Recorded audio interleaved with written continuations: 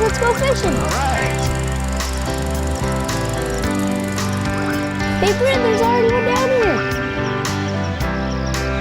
Come on, Brent. Should we try to catch a fish? Yeah. Okay. Let's see what's down this way. Hi, I'm Bob Jensen. This is Fishing the Midwest. Thanks for stopping by. Fall is such a good time of the year to go fishing, and a really good place to go is the Mississippi River. Today, Jim Hunt and Doug Veldhuizen and I are going to be in the Mississippi River near Lansing, Iowa, chasing walleyes with crankbaits.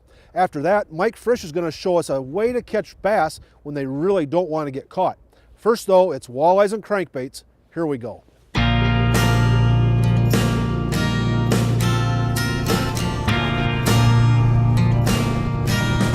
The Mississippi River, where it runs through the Midwest, provides some of the best fishing you'll find anywhere.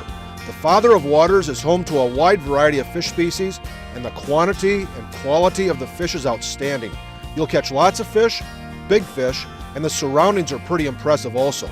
The stretch of river from Lansing, Iowa down to about Prairie du Chien, Wisconsin is a really good stretch of river, and Jim Hunt knows the habits of the walleyes in this area really well.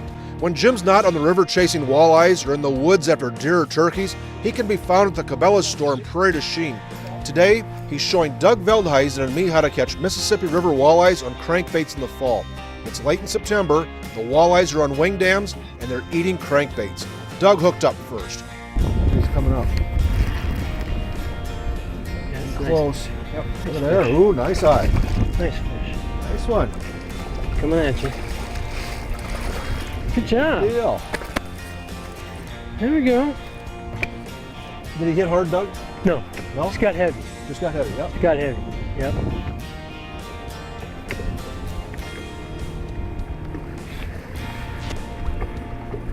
Good.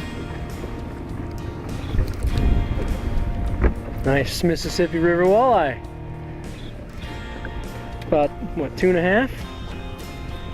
Right? Then Doug got bit again. You get right to the boat, Doug? Yeah. Did he really? Little walleye. Sauger. Sauger, Jim? Yep, so, oh, it's a walleye. White tip tail.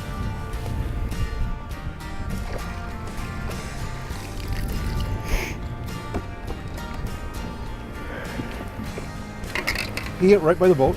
Yeah, he was out there not very Was he? far. Yeah. Right on that rock ledge. Bouncing the bottom. I think he came off that Right. top. Jim, are there a lot of them this size out here? Bajillions. Are there? Bajillions. So it's So looking that's- good. Lots of. Yeah, there's fish forever, I think. There he goes. Quick release. You're gonna let him go? Yeah, Yeah? I'm gonna let him go. Okay. All right.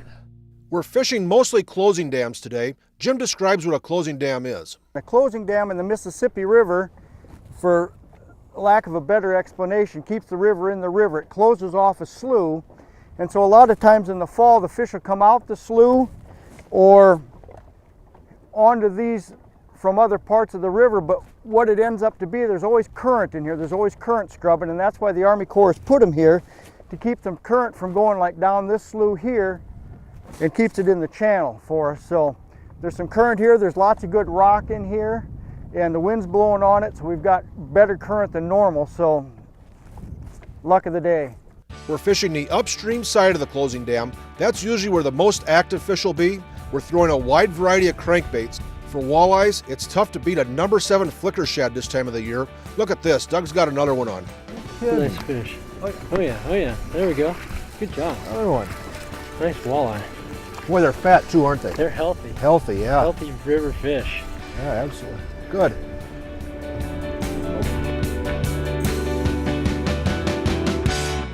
The walleyes are really smacking the crankbaits today. When we come back, we'll catch some more. Stay tuned. These folks make the products that will help you catch more fish. Ranger Boats, still building legends one at a time. Gulp Alive, looks, feels, tastes alive.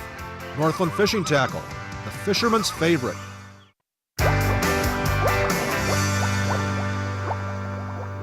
Welcome back to Fishing the Midwest. Let's get back out on the Mississippi River and throw some crankbaits to wing dams for walleyes.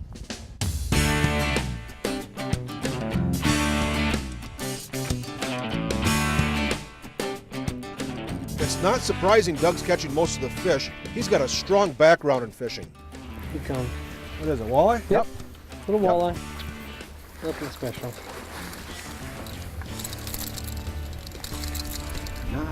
Borderline cigar. I'll let you take all of this. Yeah, get the motor.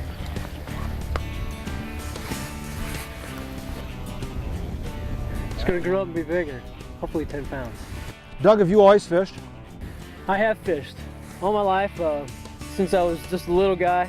My grandfather took me out, farm ponds back in Iowa, and just kind of kept at it. Just caught the bug, and I've always mostly done it on my own.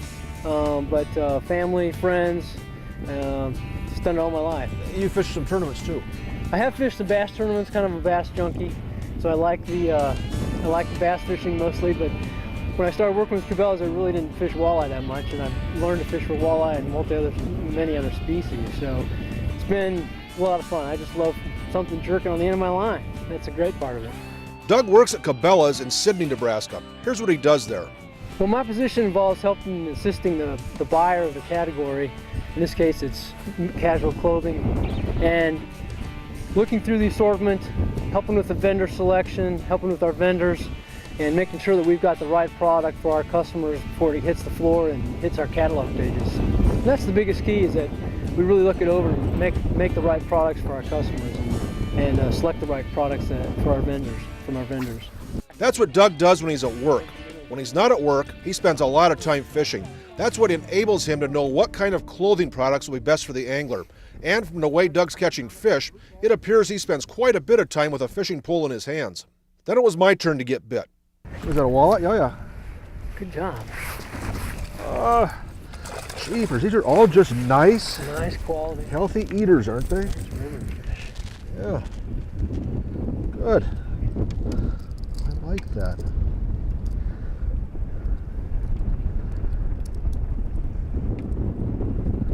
Good job. Good. He whacked it pretty good.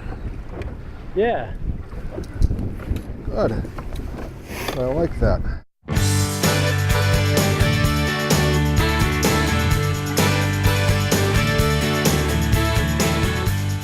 Jim, you know, the weather's been kind of inconsistent the past couple weeks. We've had warm, cold, you know, overcast, nice days, that sort of thing. It's been really inconsistent. But on the river, the fish seem to get through those inconsistencies better. When lakes dry up, the fish will still bite in rivers, it seems like. I think that is true, Bob. A lot of times the fish in the river will dry up, but they dry up for different reasons. You know, the wind blows a lot of sediment up, so that muddies the water up, or that weeds up. I mean, if it blows hard, the weeds come in here, then it makes it tough to fish. But day in and day out, you can catch fish anytime on the river, and now it's gone from clear to overcast, so it should get nothing but better this afternoon. And how color conscious do these fish get? You know, crankbaits, jigs, softbait, whatever. Do they show preference in color sometimes, or most of the time? As the river's cleared up, we've gone to more natural, more silvers and blues and stuff, and whites. Were, you know, 5 years ago we were throwing more fire tigers and whatnot because of the clarity and stuff. You know, it is uncommon in the fall here to get almost 5-6 feet, which is unheard of in the river, and that's the zebra mussels and the grass and whatnot. But you have seen the water clear up over the past number of years. Lots and lots of it. And a lot of times in the summertime too, it'll be, I mean, it's not uncommon to see a crankbait 5-6 feet deep, you know, and sometimes you even see fish chasing, so have to learn how to figure eight for walleyes. As I said, we're using crankbaits. I'm throwing flicker shads on an Abu Garcia Veritas spinning rod. Medium heavy, 6-foot, 6-inch rod teamed with either an Abu Garcia or Fluger spinning reel spooled with 14-6 Fireline crystal. Fireline is super sensitive and provides great hook sets. The walleyes are really starting to like that number 7 flicker shad in the chartreuse pearl color. Here you go. Oh, nice walleye. Jeepers, they're all nice here. There you go. Look at that guy. Good job. Golly, I'm liking that. Flicker shad crankbaits are one of the most productive crankbaits available to anglers. Chris Pitsilos is in the lab at Berkeley where flicker shads were developed. He has this flicker shad information. Now what we found out is a lot of the bass anglers are really loving these baits, and they're catching more fish. So unaidedly, these guys are telling us that these aren't just catching walleye, these are catching a lot of other species, specifically largemouth bass. So when it's designing a crankbait, regardless of the species, it's all about catch more fish. Boy, those walleyes, they really smack a crankbait. When we come back, we'll have some more tips for catching walleyes on crankbaits. Stay tuned. The Fishing the Midwest fishing team uses and appreciates the efforts of these people. Abu Garcia for life. Cabela's, the world's foremost outfitter of hunting, fishing, and outdoor gear. Freybill, trusted gear since 1938.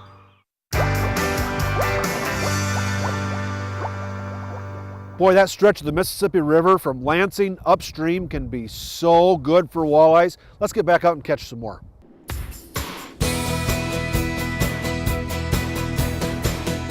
We made a run upstream to fish some other areas. We caught a bunch of small largemouth bass and some smallmouth that were a little larger, but the action seemed to be best elsewhere. We ran back downstream to where we started and found the walleyes were still there and still willing to bite. Getting bigger? little walleye. Oh, is that in there? There you go, right in the Freybill. Nice. Thank you. Doug, have you fished walleyes very much? Actually, I don't a lot, but I do mostly in the spring. The bite is good, and they're fun to catch. And where I live in western Nebraska, there's more places to fish for walleyes than there are bass right now. So it's a good time in the early spring to go catch them out there. It's time for a quick trip to Cabela's in Rogers, Minnesota to learn a little bit about a great reel. Nate, I've been using this Abu Garcia Revo MGX reel a lot this past summer. What is it that makes it such a nice reel? There's going to be a few things that really stand out to me why I like this reel over some of the competitors out there. First thing I like is just looking at it. The thing's real ergonomic, real small, fits in your hand awesome when you're putting it on a rod. I do a lot of jerkbait fishing, and you throw it on like a 6.5 foot medium rod and it just sits so perfect in your hand, and when you're really pumping that thing all day, you don't get tired at all. So that's probably one of my favorite things. The other thing is the thing casts fantastic. They put a new braking system in it this year, so you got some centrifugal pins with 28 points that you can set it at, so you can really adjust between your light baits like your jerk baits all the way up into like flipping. So I think that's a really big feature there as well. But they really paid attention to detail on this reel all around. They got that access point right there where you can grease it and stuff without having to actually take the handle off, pull out the gears and grease them individually. It's a huge thing. Just attention to detail on this reel really shines. What about line capacity? We got about 115 yards of 12-pound test, which is pretty standard for most of the reels we have here. So that's not a real issue. Even though it is so small, you get plenty of line on there, not an issue at all. Revo MGX, you gotta come check one out at Cabela's. Thanks, Nate. Those Cabela's guys know all about the best fishing products. Now let's get back in the boat with a couple of Cabela's guys who know how to catch walleyes.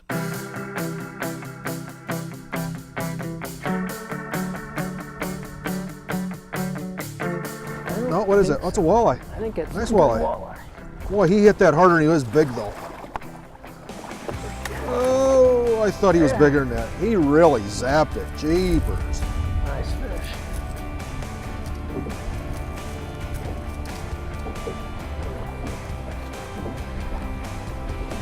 Just hammered it. I think we could have a nice meal with the fish we've caught. Friday fish fries are pretty popular, it sounds like. Look at that. And that's the perfect size for a fish fry, you know? That's just the perfect. It is. He hit it really hard. That's the thing about river fish. They're strong, you know, and when they hit, they hit. Our day of fishing is winding down. I get to catch the last walleye, but just because our fishing is coming to an end, that doesn't mean the day is over. We've got big plans for the night. We're headed to TJ Hunters for supper and camaraderie. TJ Hunters is right on Main Street in Lansing. They have great food in a great setting. Then it's off to McGarrity's Inn. The rooms there are outstanding, and McGarrity's is close to the boat ramp. I always look forward to my time in the water with Cabela's people. They are truly knowledgeable outdoors people, and that means they'll be able to help us select the products that will help us enjoy our time on the water even more. And to me, that's a big deal. When you're on a river, keep those ideas in mind. You'll catch more walleyes. When we come back, Mike Frisch is going to show us how to catch bass on a jungle bug. Stay tuned. For more fishing success, check out these outstanding products. WalleyeCentral.com. More walleye information than you can handle. Growth Energy, America's ethanol supporters. Nanofill, the next generation in fishing line.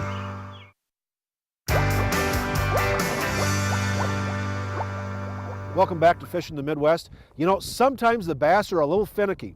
Mike Frisch has a technique that will help you catch more bass even when they don't want to bite. Let's check it out.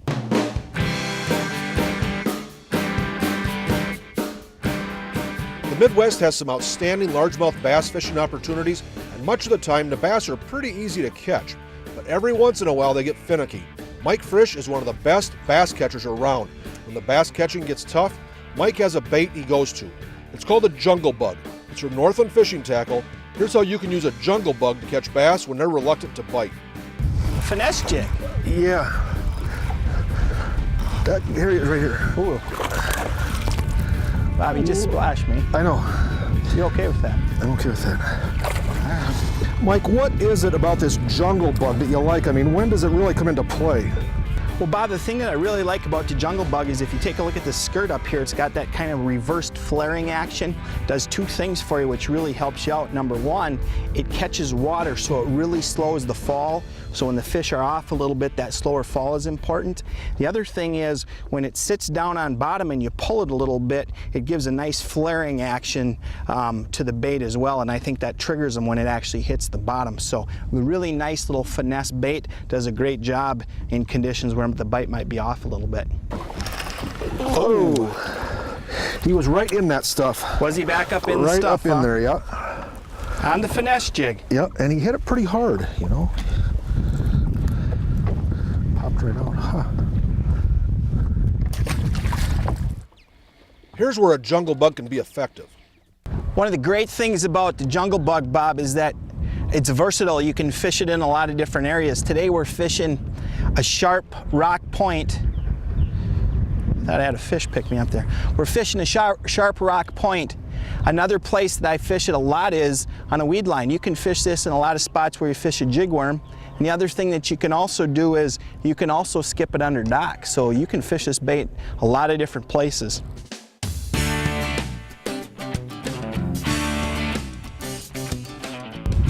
These guys are right on the edge of that drop-off, aren't they? They are, right where she goes from shallow to deep in a hurry. Yep.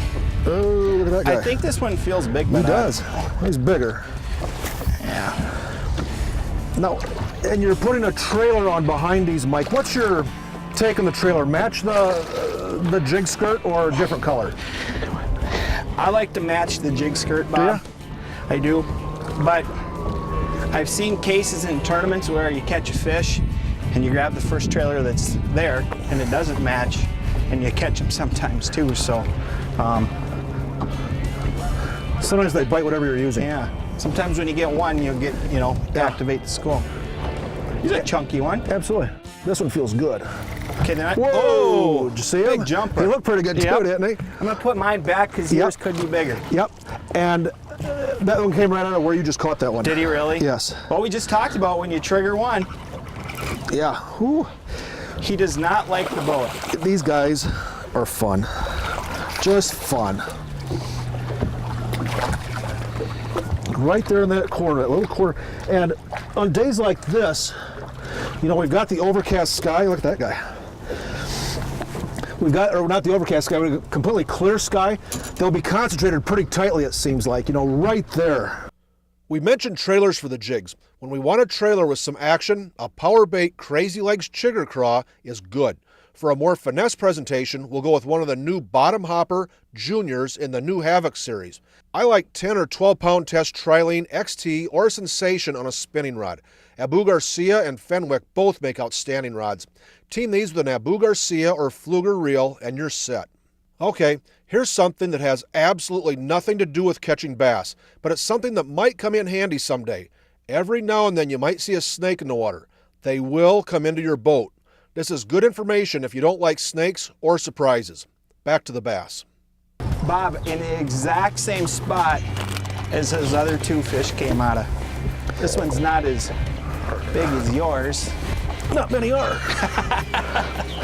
But he works. You still like him? I still like him, yeah. So do you change your tackle at all, Mike? With the smaller jig? He's been caught a time or two before. I do, Bob. When I use a bigger jig, like a 5/8 ounce jungle jig, then I'll go with, you know, maybe 15, 20 pound test or even braid. With these jigs, I'll use a medium action bait casting rod and reel, a little lighter action. You can use spinning as well. I'll maybe use 10 or 12 pound mono as well. So lighten up with your tackle and you catch fish. Like Bob is. Whoa, they are right on that spot. Right on that spot. That little corner right there. But that's so important to keep in mind. You know, on days like this, they're just really concentrated in one particular area. We were fishing at midday, bright skies, front had just gone through, fishing should have been tough, and we caught them good with that jungle bug. Next time you find the bass fishing to be slower than you like, do what we just did, and I'll bet the action picks up for you. Now keep that jungle bug thing in mind if you get into a situation when the bass don't want to bite, and if you want to catch walleyes and crankbaits, keep those things in mind that we talked about earlier in the Mississippi River. Hey, for all of us at Fishing the Midwest, thanks for stopping by. Be nice to one another. We'll see you again next time.